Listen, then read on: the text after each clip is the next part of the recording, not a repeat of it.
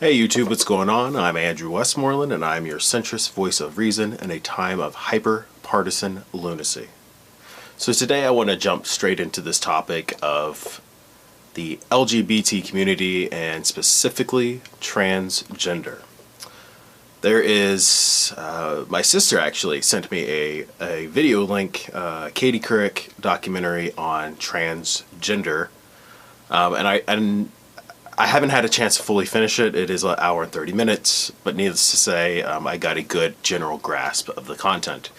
And I'll tell you this. In this documentary, they are talking about intersex and transgender, not necessarily as one and the same, but in a way that kind of conflates the two as similar, if not equal, issues. To me, they're not. So I have to give you another trigger warning today. I'm just going to have to do it. And a lot of people are not going to like what I have to say about this. They're just not. When we're talking about intersex people, or what used to be called hermaphroditic, or someone in that spectrum, we automatically kind of see them as a third gender. Because they kind of are. They have sex characteristics of both male and female usually.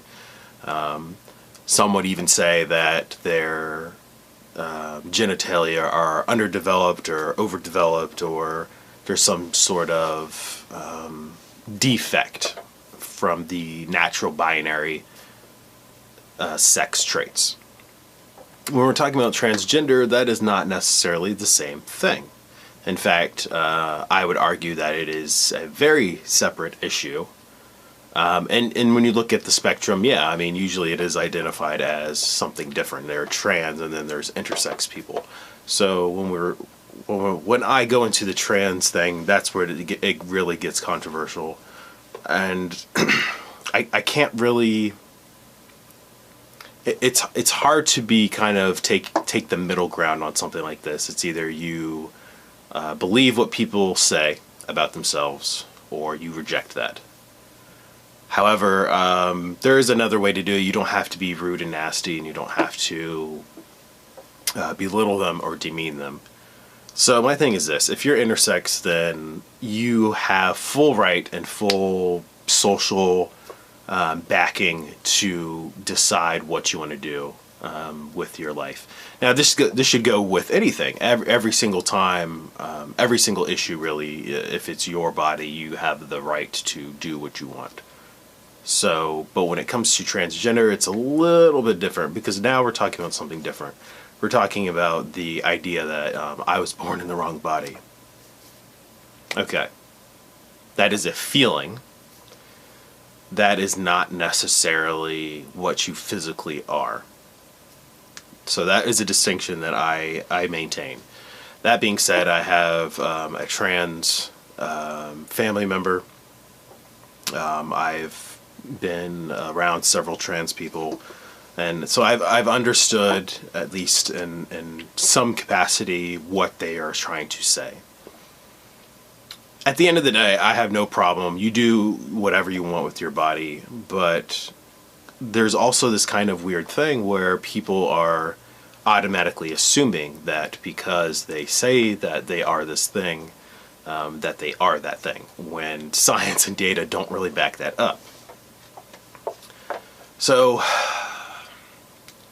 well, I go as far as to say that they are mentally ill, as some do. I have before. I'm going to be honest. I'm going to come out with that. I have before said that I believe that they are mentally ill.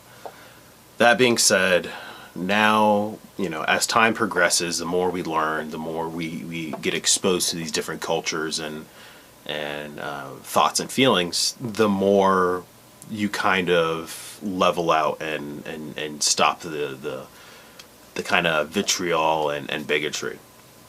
And I will say this, yeah, I mean, growing up, my family was they still are, for the most part, very anti-LGBT. And they are liberal.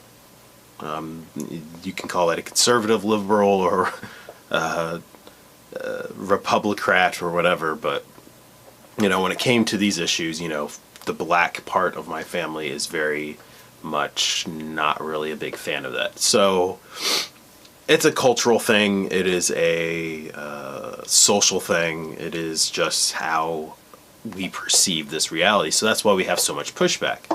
We had that issue with the bathrooms some time ago, and it's still really, it keeps coming up over and over again.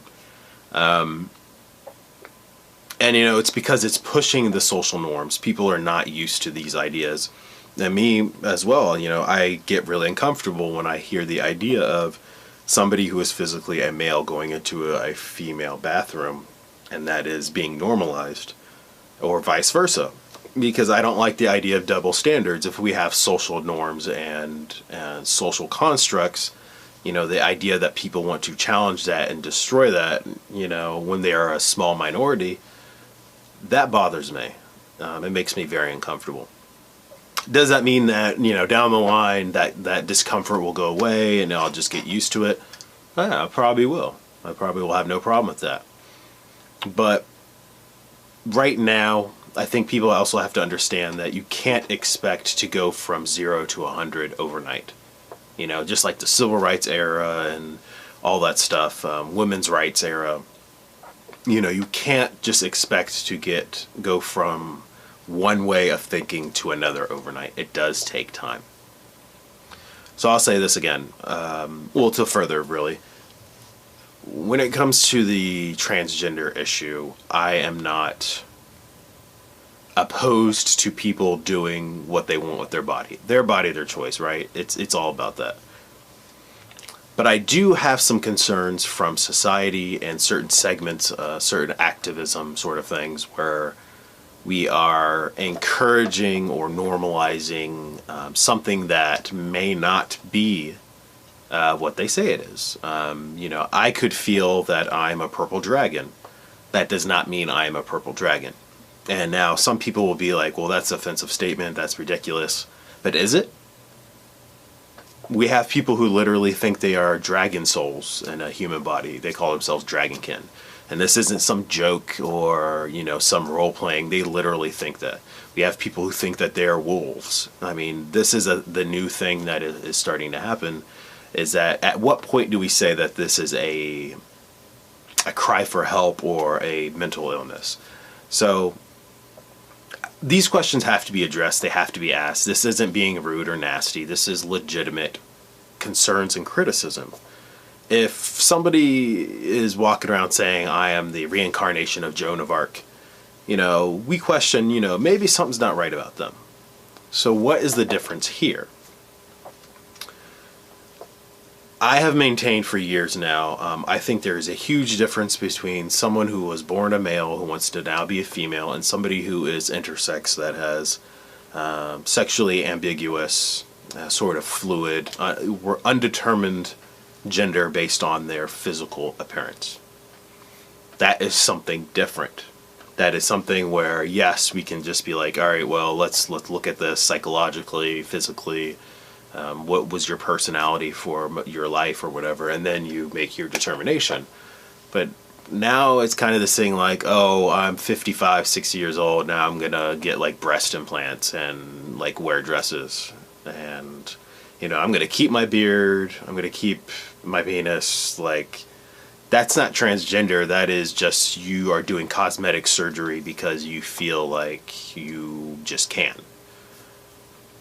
I understand a lot of people are going to be really upset with this video. They're not going to understand, or they're going to be really offended. But this is a perspective that you have to hear. You can get mad all you want, but it doesn't dismiss these questions and these concerns. So I think the responsibility of everyone is to try to address these issues if you are trans or intersex, or if you know those people, if you are on the opposite side, or, you know, the term is cisgendered, which I am not using. I just don't. That's silly. You're just normal, essentially, regular, how you were born. Adding all these new terms to address something that was never there before is silly to me. But it is what it is. And I think we should address these things seriously. And, you know, at the end of the day,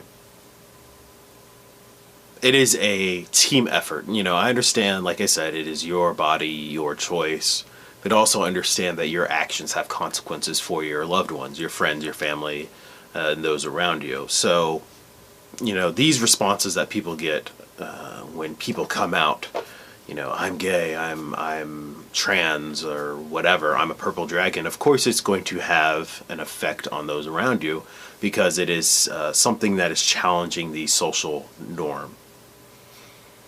You know, as time progresses, things get more normalized and you get used to it and you just move on. You're like, okay, whatever.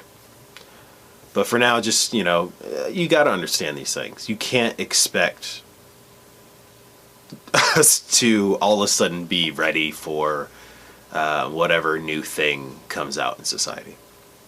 So with that, please comment down below. Let me know what you think about this. If you can. If you liked this video, please like it.